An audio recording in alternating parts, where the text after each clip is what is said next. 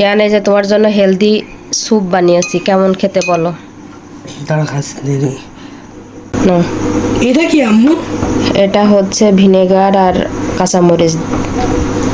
এটা এটা কি এর উপর দিতে হয়? হ্যাঁ, দিতে হয়, এটা যে মিশায় না। খেতে দুদিন নিয়ে খেতে হয়। হ্যাঁ, এবার খাও। বিসমিল্লাহ।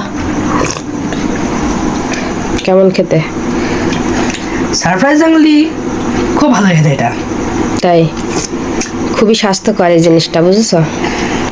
স্বাদটাও খুব ভালো। এলে তো সবজি খাওয়াতেই পারে না, তা কি করবো, কায়দা করে এই যে এই কাজটা করলাম। সবজি খাবেন না, তাই মেলাগুলো সবজি নিই, গাজর, আলু, পাতাকপি, পেঁয়াজ, মরিচ সবকিছুই নিয়েছি। নিয়ে এই যে প্রেসার কুকার মধ্যে দিয়ে দিলাম সব উপকরণগুলো।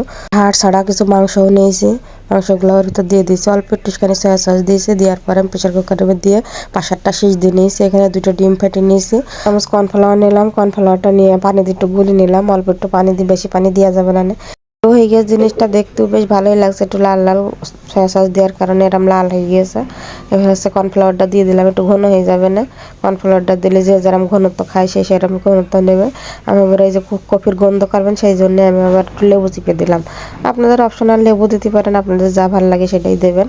দেওয়া হয়ে গিয়েছে। এখন এই যে ভালো করে নেড়ে নিচ্ছে। নেড়ে নেওয়ার পরে কিছুক্ষণ পরে আমি এই যে ডিমটা, ফেটানো ডিমটা এখন আস্তে আস্তে দিয়ে দিলাম।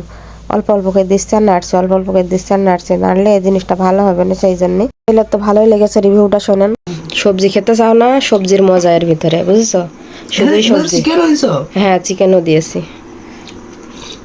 কেমন লাগছে তাই বলো। হেলদি যেরকম স্বাদও সেরকম। তাই? মাশাল্লাহ, সার্থক।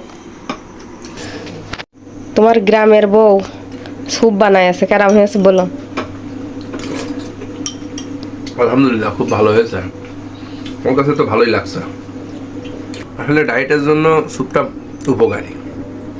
তো এর মধ্যে সবজি, চিকেন সব স্বাদই আছে, তো এটা আসলেও ভালো, হেলদি, ভালো, রোগীদের জন্য ভালো। খাওয়া যাচ্ছে তো? খুব ভালো হয়েছে। আলহামদুলিল্লাহ।